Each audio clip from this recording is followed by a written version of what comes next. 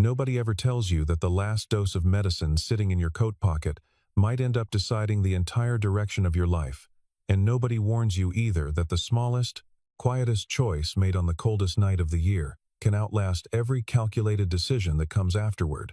It rained hard that particular afternoon, the kind of cold, needling rain that soaks straight through a jacket in minutes and settles deep into the bones underneath. A man had only a few hours of breathing room left before his own chest would start fighting him again, the way it always eventually did.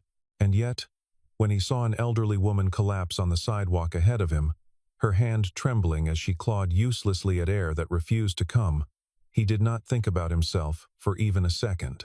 He simply gave her the one thing that was keeping him alive, he assumed, walking away afterward with his own lungs beginning to close, that he would never see her again in his life. Then, the very next morning, more than 20 luxury vehicles rolled to a slow stop outside the rundown apartment building where he lived, and the woman who finally stepped out of the lead car was about to rewrite absolutely everything he thought he understood about his own future. Mitchell Grant was 37 years old, a single father who had spent the past several years raising his son alone after losing his wife to a long illness that had drained both their savings and their patience with hospital waiting rooms. He lived a careful, quiet life, one built almost entirely around subtraction rather than addition, a life measured in what he had learned to do without, rather than what he still hoped to acquire. Over time, he had sold nearly everything he owned that wasn't strictly necessary, keeping only what he and his son truly needed to make it through another ordinary week. He worked as a maintenance technician for a small manufacturing company on the edge of town, the sort of steady, unglamorous job that paid just enough to keep the lights on and never quite enough to relax his shoulders at night.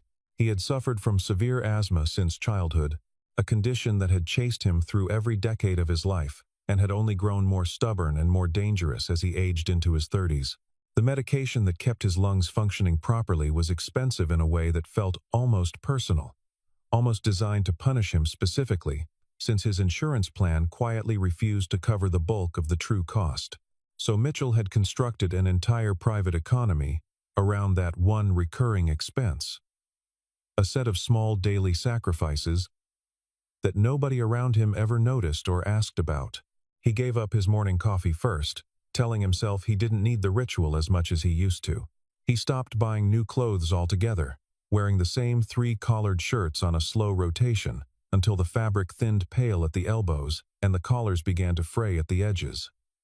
He never once ate at a restaurant, not even the cheapest diner 2 blocks from his apartment, because every extra dollar spent elsewhere was a dollar that might mean skipping his medicine before the month was out. His son, a quiet boy of 10 named Caleb, never complained about any of it, which somehow made Mitchell feel the weight of it even more heavily on the nights he lay awake doing arithmetic in his head. Mitchell had a private joke he told himself on the hardest days, that he had traded in every luxury a grown man was supposed to want in exchange for the luxury of simply being able to breathe.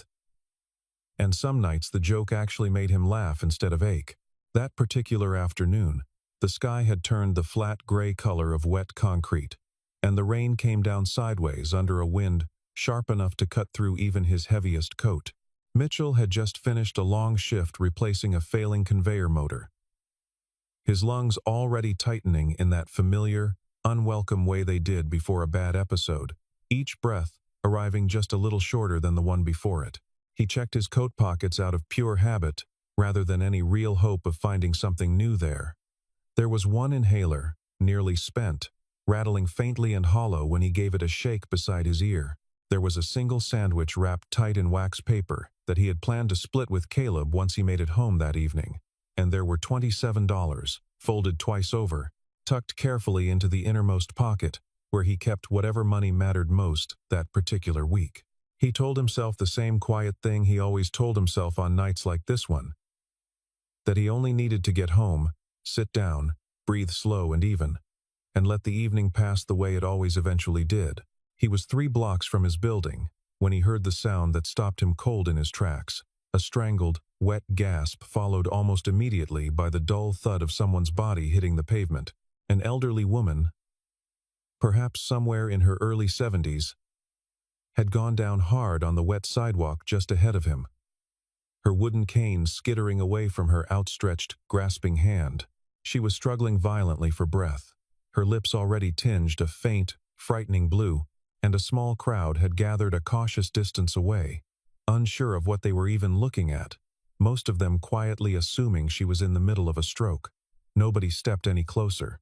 People whispered nervously to one another, phones raised and recording, calling for emergency help but keeping their own bodies carefully back, as though proximity itself might somehow be contagious. Mitchell recognized exactly what was happening within a single heartbeat, because he had lived inside that precise terror more times in his own life than he could ever hope to count. This was not a stroke at all, and some quiet, clinical part of him understood that instantly. This was acute bronchospasm, a severe asthmatic attack tightening her airway so fast that oxygen simply could not push its way through, no matter how desperately her body fought for it. He pushed gently through the small ring of frightened onlookers and knelt down beside her on the cold, soaked concrete, already dialing for an ambulance with one hand while steadying her trembling shoulder with the other. He knew, with the flat, unshakable certainty of a man who had nearly died from this exact same failure of the lungs, that she would not survive the wait for paramedics to arrive. The dispatcher on the line told him help was still several long minutes out, and several minutes might as well have been several hours, for a woman already turning gray in the face and losing her grip on consciousness. Mitchell looked down once at the inhaler, resting in his own coat pocket, then back up at her wide, panicked, watering eyes, and there was no hesitation in him anywhere at all. Not even the smallest flicker of it. He pressed his last inhaler gently into her shaking hand, wrapping his fingers briefly around hers to steady the shake, and guided her through it in a calm, unhurried voice that gave absolutely no hint of the storm building quietly in his own chest. "Breathe in slow," he told her. "Hold it a moment, then let it go easy." The exact same coaching a paramedic might use on a frightened patient at the worst moment of their entire week. Within a few minutes, her chest began to loosen visibly, her color returning bit by bit to her cheeks, her breath finally catching hold of an even, steady rhythm again. Mitchell allowed himself a small, tired smile at the sight of her recovering right there in front of him. And then, almost as if some invisible scale somewhere had quietly rebalanced itself, his own chest began closing in around him in her place.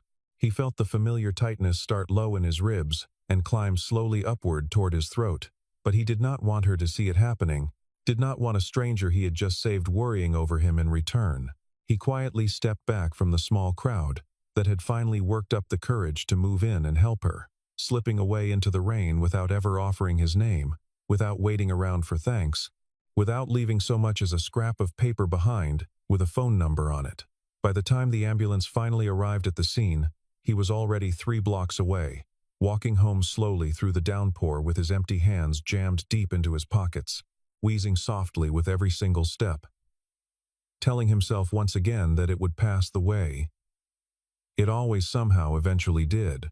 He did not sleep well that night, propped up against 2 pillows, because lying flat made the tightness in his chest feel unbearable, listening to Caleb's steady breathing in the next room, like a kind of quiet reassurance. Somewhere across town, in a house larger than most city blocks, an old woman was being helped into the back of a private car by her daughter, clutching a stranger's plastic inhaler in her lap like it was something sacred. Neither one of them had any idea yet how tightly their 2 very different lives had just been knotted together. The next morning arrived gray and unremarkable at first, until it very suddenly wasn't anything close to ordinary at all. A convoy of vehicles began pulling slowly up along the narrow, potholed street outside Mitchell's building.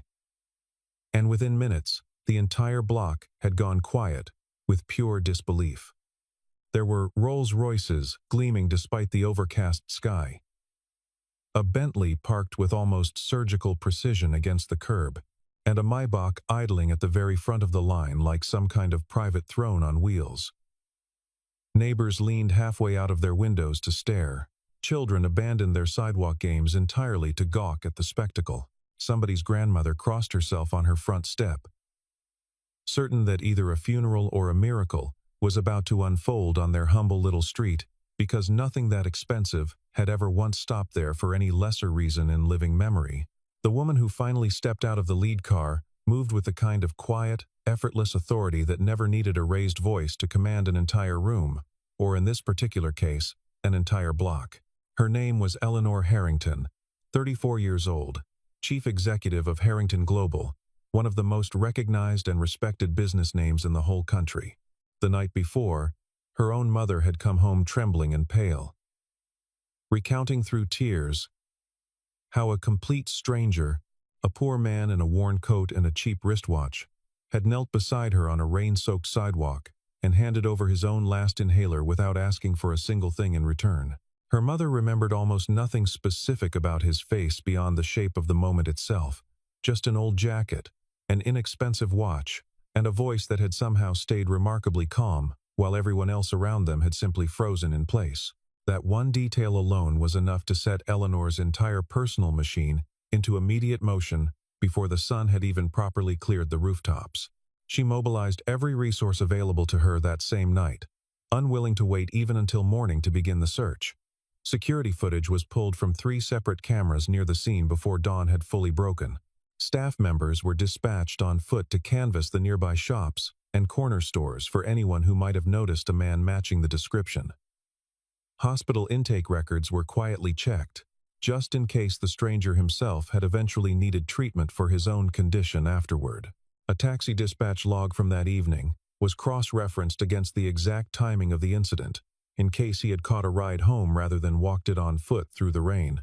Piece by piece, painstakingly, the picture assembled itself together, until finally a name surfaced out of the grainy footage alongside a partial license plate match from a parked car nearby. The man's name, according to the assembled records, was Mitchell Grant, and he lived only a handful of blocks away from where her mother had collapsed the previous evening, inside a modest apartment complex that had clearly seen better decades than this one. Eleanor barely slept that night, running through scenarios in her head, half expecting to find some calculated con artist who had somehow staged the whole encounter for a payout. What she found instead, once her team finished their overnight work, was a man with no criminal record whatsoever, no history of scams or grifts, nothing but years of quiet, unremarkable bills paid on time, and a single, aging car registered under his name. It struck her as almost unbelievable that a man capable of that kind of selfless instinct on a dark street corner was, by every visible measure, simply another ordinary person barely staying afloat. She found herself oddly nervous, climbing back into the car that morning, a feeling she couldn't remember experiencing before a business meeting in years. Mitchell opened his apartment door that morning still dressed in yesterday's work clothes, expecting perhaps a delivery driver or a neighbor come to borrow a cup of sugar, and instead found himself staring directly at one of the most recognizable businesswomen in the entire country standing awkwardly on his cracked concrete step. Behind her waited a small procession of security personnel, sharply dressed assistants, shifting on their feet, and at least one visible attorney clutching a leather folder against his chest, as though it contained state secrets rather than paperwork. For one long, suspended moment, Mitchell simply stood frozen in his own doorway, absolutely certain he had somehow misread the entire scene unfolding in front of him.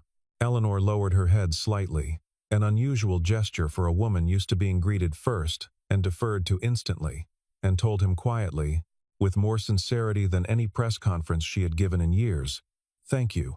Mitchell laughed softly at that, more out of sheer disbelief than any real amusement, and told her plainly that he had only done what any decent person should have done in his exact position the night before. Eleanor did not accept that answer as remotely adequate. She produced a check, already signed and dated, made out for $1 million, and extended it toward him without any ceremony at all, as though the sheer size of the number would speak entirely for itself. Mitchell shook his head slowly and gently pushed her hand back toward her, his fingers barely grazing the paper. She raised the figure again without so much as blinking, this time to $5 million. Apparently assuming the first number simply hadn't landed with the proper weight, he declined a second time, just as calmly and quietly as the first. And when she finally asked him why on earth he would refuse that kind of money, his answer landed with a gravity that seemed to catch her completely off balance. "If I had saved a life last night, expecting to be paid for it afterward," he told her, standing there in his doorway in yesterday's shirt, then the whole act would stop meaning anything at all, and I would rather have kept the inhaler and lost the money than gain the money and lose what the moment actually meant. For possibly the first time in her adult professional life, Eleanor Harrington genuinely did not know what to say back to him. One of her assistants, standing slightly behind her shoulder, actually let out a small, startled laugh at the sight of the CEO, momentarily speechless on a stranger's doorstep, quickly disguising it as a cough when Eleanor shot him a sideways glance. Mitchell offered them all coffee out of pure reflex hospitality before remembering, with a flash of quiet embarrassment, that he didn't actually have any in the apartment anymore. Eleanor found herself smiling at that admission in a way that had nothing to do with business at all. And something about the small, honest moment stayed with her longer than she expected on the ride back across town. She did not, however, walk away from the matter easily, not with money refused and no clean way to close the debt she felt she owed him. Over the following days, Eleanor quietly had her team compile a full and careful background on Mitchell Grant, and what she found surprised her considerably more than she had anticipated going in. Buried beneath years of scattered maintenance jobs and part-time shifts was a man who had once trained as a mechanical engineer with genuinely recognized talent, the kind of sharp technical mind that companies had once competed over straight out of graduation. He had walked away from several promising early positions over the years, not for any lack of ability, but because caring for a dying wife and later a young son entirely alone had simply left no room left over for a demanding corporate ladder. Eleanor realized, staring at his old university records late one night, that she was not looking at a charity case in need of rescuing at all. She was looking at wasted potential that circumstance, and nothing else, had quietly buried under years of necessity. So instead of returning to his door with another check written in his name, she returned instead with an offer of an entirely different shape. She proposed making him Director of Operational Improvement at Harrington Global, a genuine position carrying genuine responsibility. Not some decorative title dressed up to resemble gratitude for a favor owed. Mitchell hesitated immediately at the suggestion, insisting he wasn't remotely qualified for something at that level anymore, that it had been years since he'd touched serious engineering work of any kind, and that he would only embarrass himself in a boardroom full of people with fresh degrees and polished resumes half his age. Eleanor simply looked at him steadily across the small kitchen table and told him the words that would end up quietly defining the entire rest of his story from that point forward. "I am not repaying a debt to you, Mitchell," she said evenly, without softening it at all. "I am hiring the right person for a position that has stood empty far too long, and you happen to be that person whether either of us expected it or not." After several long, quiet moments turning the offer over carefully in his mind, weighing it against every fear he had about failing publicly at his age, Mitchell finally said yes. His first day at Harrington Global did not unfold anything like the way an outside observer might have romantically imagined it. He arrived that morning wearing the same aging suit he had worn years earlier to his wife's funeral, the only formal clothing he still owned in his closet, and the building's own security staff stopped him twice before he even reached the elevator bank, quietly assuming he had wandered in off the street by mistake. Once word spread through the office grapevine that he was, in fact, the newly appointed director, the whispers started almost immediately, sharp and dismissive in the particular way that office gossip always seems to sharpen itself. Everyone settled comfortably on the same convenient explanation, that he had somehow charmed his way into the CEO's personal favor, that there simply had to be some undisclosed relationship, explaining how an unqualified nobody had suddenly landed a director's title overnight. Nobody in that entire building was prepared, at least not yet, to believe that his position might have anything at all to do with actual skill or merit. The operations chief at the time, a sharp, territorial man named Victor Hale, took immediate and visible offense at Mitchell's arrival, viewing the new hire as a direct threat to the authority he had spent over a decade carefully building for himself inside the company. Victor began quietly digging into Mitchell's personal past almost immediately, hoping to uncover some old scandal or embarrassing detail he could weaponize to push the new director back out the door before he ever gained real footing inside the organization. Colleagues, taking their cue from Victor's obvious hostility, began deliberately routing every failing project and every money-losing production line straight toward Mitchell's desk, quietly assuming he would drown under the weight of impossible assignments within the first month. Mitchell noticed the pattern almost immediately and understood with perfect clarity exactly what was being done to him. Yet he chose not to complain to anyone about any of it, not even once, not even privately to Eleanor. Instead, he simply went to work each morning, the same quiet, methodical way he had approached every difficult year of his life leading up to this one, treating each impossible assignment as just one more problem, waiting patiently to be solved. There was, in fact, a small and unexpected comfort in the sheer predictability of it all. Since Mitchell had spent years fixing broken machines that nobody else wanted to touch, and a broken production line staffed by resentful coworkers was, in its own strange way, not so different from a stubborn conveyor belt that only responded to patience. He kept a battered notebook in his desk drawer, where he tracked each supposedly unsolvable problem handed to him, and by the second month, there existed a private, slightly amusing tally in the back pages of exactly how many times a project labeled hopeless by someone else had, in fact, simply needed someone willing to actually read the manual. One afternoon, an older machinist named Dale, who had worked the floor for nearly 30 years and had watched countless overconfident managers come and go, quietly slid a cup of coffee across the break room table toward Mitchell, without a word of explanation. When Mitchell asked what it was for, Dale only shrugged and said that anyone willing to personally climb inside a rusted hydraulic press at 6 in the morning to find a problem himself, rather than simply blaming the equipment on a report, had earned at least one free cup of coffee in his book. It was a small gesture, almost nothing at all in the grand scheme of the company. But Mitchell found himself smiling about it the entire drive home that evening, the first genuinely light moment he had allowed himself since walking through those glass doors in his old funeral suit. Buried inside one of those deliberately impossible assignments, tucked away in the oldest and least loved production line in the entire company, Mitchell discovered something that nobody else had managed to catch in years of routine inspections. It was a manufacturing defect that had been quietly compounding beneath the surface long before his arrival, small and easy to overlook individually, but catastrophic in its cumulative trajectory. Left unaddressed for even another year, the flaw carried the very real potential to cause damages running into the hundreds of millions of dollars once it eventually surfaced publicly in a major product recall or safety failure.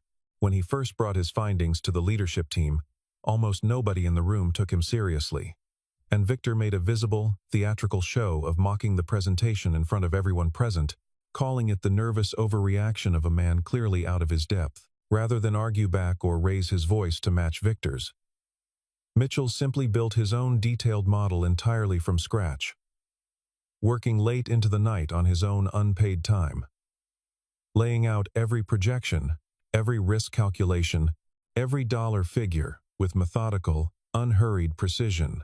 When he finally brought the completed analysis back before the full board several weeks later, the numbers spoke with a clarity that no amount of office, politics, or personal resentment could realistically dismiss any longer. The entire room narrowed slowly toward a single, uncomfortable collective realization that he had been right from the very beginning, and that the disaster his early warning had prevented would have cost the company more than his own annual salary 100 times over. One older board member, a woman who had sat quietly through the entire mocking presentation weeks earlier, actually stood up and apologized to Mitchell directly in front of everyone, a small gesture that meant more to him than he let show on his face. Slowly, and more than a little uncomfortably for some of them, the way certain employees looked at him in the hallways began to noticeably shift. Even Victor, though he would never admit it aloud to anyone, found himself watching Mitchell from a distance now, with something closer to wary respect than open contempt. As the weeks continued to pass, Eleanor found herself crossing paths with Mitchell more and more frequently, first over strictly professional matters and then, gradually, over conversations that had very little to do with quarterly projections at all. What she began to notice about him went far beyond his obvious technical competence or his careful, unhurried way of speaking in meetings. She learned, almost entirely by accident one afternoon, that he had a quiet habit of helping people around the building without ever once mentioning it to anyone, let alone angling for recognition. He would fix a jammed printer for the accounting floor on his own lunch break, and simply walk away before anyone even thought to look up and thank him. He would notice a janitor struggling with a broken supply cart late one evening and spend 20 unpaid minutes repairing the wheel himself, rather than filing a maintenance report and moving on with his day. He would patiently walk nervous young interns through concepts they were far too embarrassed to admit they didn't fully understand, never once making them feel small or foolish for asking a basic question. He never brought any of it up in meetings, never used it as quiet currency with leadership, never seemed to expect a single thing in return for any of it, ever. One quiet afternoon, sitting across from him during a routine project review that had wandered somewhat off topic, Eleanor finally asked him the question that had been sitting patiently in the back of her mind for weeks. "Why do you always help people?" she asked him, leaning forward slightly, "even when there's absolutely nothing at all in it for you?" Mitchell considered the question for a long moment before answering, his voice noticeably softer than his usual measured professional tone. "Because there were plenty of days in my own life," he told her, "when I desperately wished someone, anyone, would do the same for me. And I never forgot how that particular kind of loneliness felt."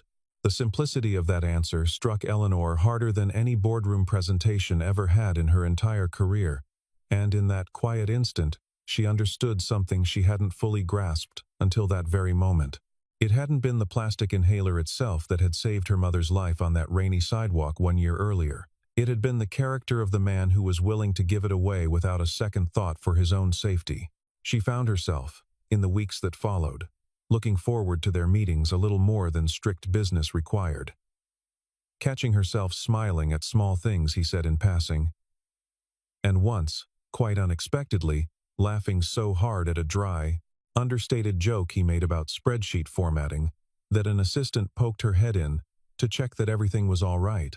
Neither of them named whatever was quietly growing between them, and both of them, for entirely different reasons, kept it carefully out of the office rumor mill for the time being. It remained, for now, a private and unspoken thing, gentle and unhurried, the way most things worth keeping usually are. Victor Hale, watching Mitchell's steady rise with mounting alarm and something close to genuine panic, decided he could not simply wait for the situation to resolve itself in his own favor any longer. He conspired quietly, with a small circle of loyal allies inside the finance department, to fabricate a set of documents suggesting that Mitchell had accepted bribes from an outside vendor in exchange for favorable contract terms, a scheme carefully constructed to look damning under a quick, casual glance. The falsified paperwork was presented to the board with enough surface-level detail that several members immediately called for Mitchell's swift termination, eager to avoid even the appearance of corporate impropriety hanging over the company.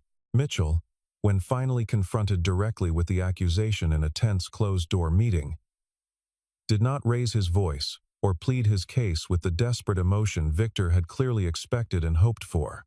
He simply requested full access to the internal record instead, the actual security camera archives, the genuine email correspondence, and the complete, unaltered financial trail sitting quietly behind the accusation. In the days leading up to that meeting, Mitchell had noticed small, strange inconsistencies in a handful of vendor invoices that did not quite match the delivery schedules he personally oversaw, the kind of discrepancy easy to dismiss as a clerical error unless someone happened to be paying very close attention. He had already quietly flagged 2 of them to the internal audit team weeks before Victor's accusation ever surfaced, not suspecting Victor specifically, only trusting the same instinct that had once caught the manufacturing defect nobody else believed was real. When the fabricated bribery documents were finally placed in front of the board, Mitchell recognized within minutes that the dates on them did not align with his own attendance records, since 2 of the supposed meetings had allegedly taken place on afternoons he could prove, down to the exact hour, that he had been sitting in a hospital waiting room with Caleb after a bad fall on the playground. It was a small detail, almost laughably simple once it was pointed out.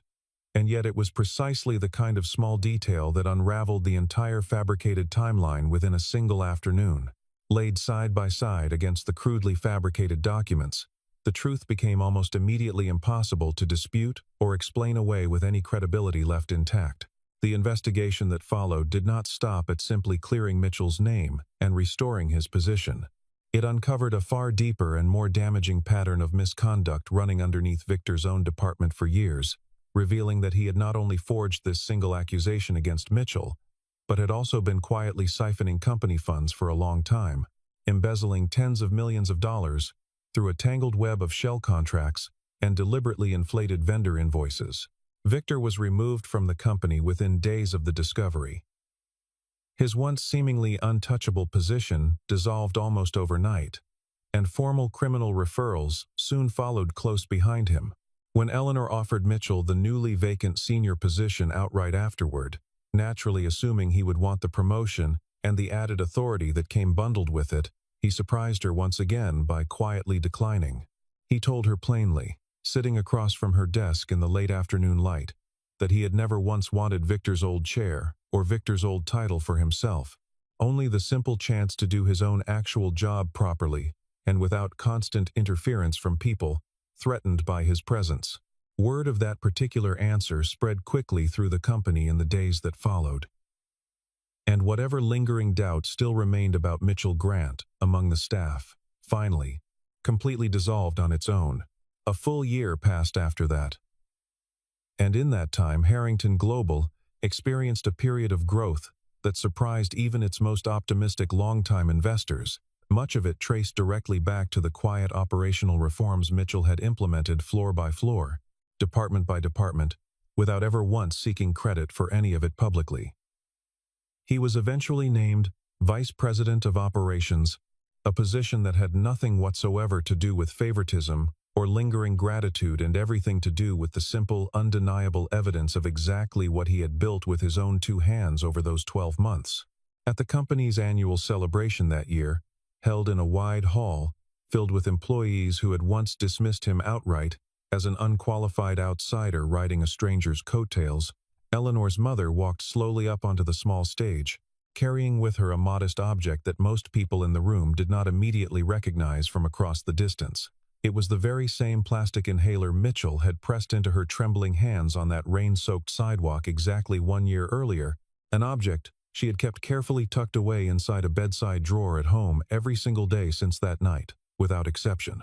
She held it up for the entire room to see clearly and told them, in a voice far steadier than anyone in attendance expected from a woman recounting her own brush with death, that this small, unremarkable object had not simply saved one life on an ordinary rainy evening. It had, in its own quiet and unassuming way, saved her entire family, because it had taught her only daughter exactly what genuine wealth actually looked like. Stripped bare of every zero and every impressive title that usually defined the word for people in this room, Eleanor stepped forward across the stage and placed the worn inhaler gently back into Mitchell's open hands, speaking to him in front of every single employee who had once whispered doubts about him behind closed office doors just 12 months earlier. "You once believed," she told him, her voice carrying easily across the quiet hall, "that you had only handed over a small plastic inhaler on an ordinary, forgettable rainy night. What you actually handed all of us that night," she continued, taking his hand briefly in both of hers, "was proof that real kindness still quietly exists in a world that so rarely bothers to reward it properly." Mitchell only smiled at that, turning the worn, familiar inhaler over once in his palm, before looking back out at the room full of faces that had finally, completely come to know him for exactly who he really was underneath the old suit and the borrowed shirts. Somewhere near the back of the hall, Caleb, now a year older and considerably taller, clapped louder than anyone else in the room, grinning at his father with an unguarded pride that needed no speech at all to explain itself. In the months following that celebration, the quiet, unspoken thing between Eleanor and Mitchell finally found room to breathe outside the walls of the office. It started small, almost accidentally, with Eleanor asking him to stay behind one evening after a late meeting to look over a set of numbers that, in truth, did not need his particular expertise at all. They ended up talking for nearly 2 hours about nothing related to work whatsoever. About Caleb's stubborn refusal to eat anything green. About the small garden Mitchell had once promised his late wife he would plant someday and never quite gotten around to. About the particular exhaustion of building a life alone while pretending in public that it was easy. Eleanor found herself, for the first time in years, speaking without carefully measuring every word first for how it might be repeated later in a headline. There was no dramatic gesture between them, no scripted declaration lifted from a film. Only the slow, steady accumulation of ordinary evenings that neither of them wanted to end.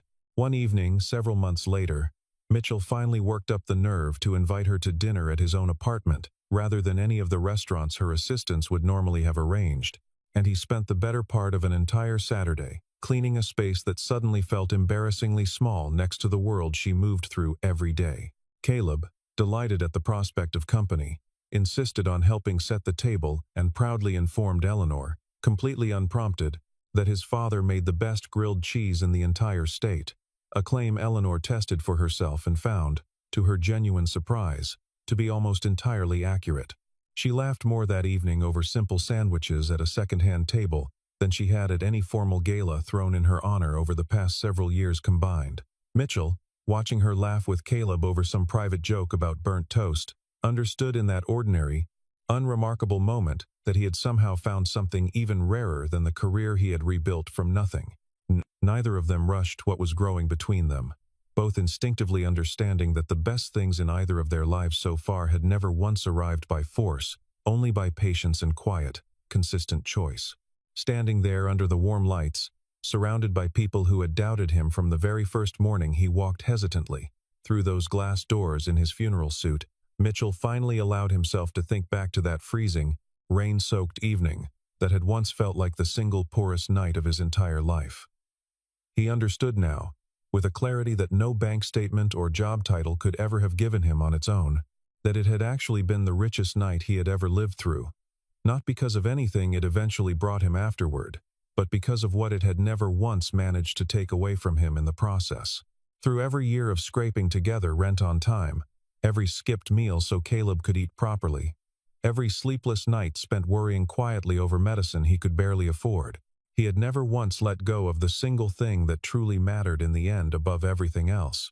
He had kept his decency fully intact when it would have been far easier, in almost every practical sense of the word, to simply walk past a stranger in the rain and protect only himself instead.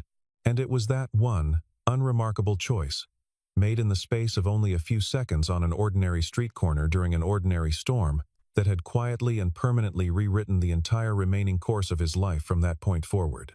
Long after the applause in that hall had faded and the guests had drifted home, Mitchell walked out into the cool night air with Caleb's hand in his and the old inhaler tucked safely back into his coat pocket, and he found himself thinking, not of the fortune he had once refused, or the title now attached to his name, but simply of the rain on that ordinary evening, and how close he had come to walking past it without stopping at all. He understood, standing there under a clear sky for once instead of a downpour, that the measure of a man was never taken on the easy days, but on the one cold, forgettable evening, when nobody else was watching, and helping cost him something real. It was, in the end, the simplest lesson of his entire life, learned not from any boardroom or balance sheet, but from a single breath given freely to a stranger who needed it more than he did.